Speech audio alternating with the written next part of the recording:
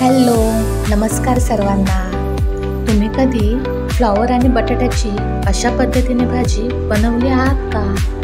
तर पहा, आज मी एक वेगळ्या पद्धतीने भाजी बनवत आहे. एका पॅनमध्ये तेल गरम करून त्यामध्ये बारीक चिरलेला कांदा, हिंग, कढीपत्ता, त्याच्यानंतर आला लसूणची पेस्ट, आला लसूण कोथिंबीर मिरचीची पेस्ट, त्याच्यानंतर मालवणी मसाला,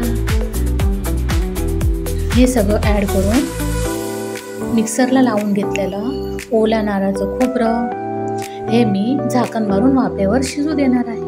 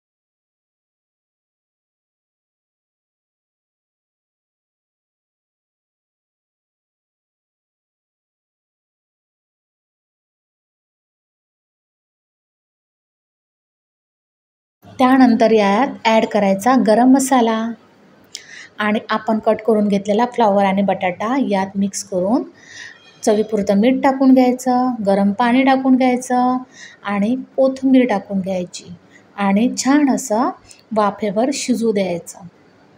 तर तुम्ही अशा पद्धतीने भाजी नक्की बनवून पहा आणि मला कमेंटमध्ये नक्की कळवा.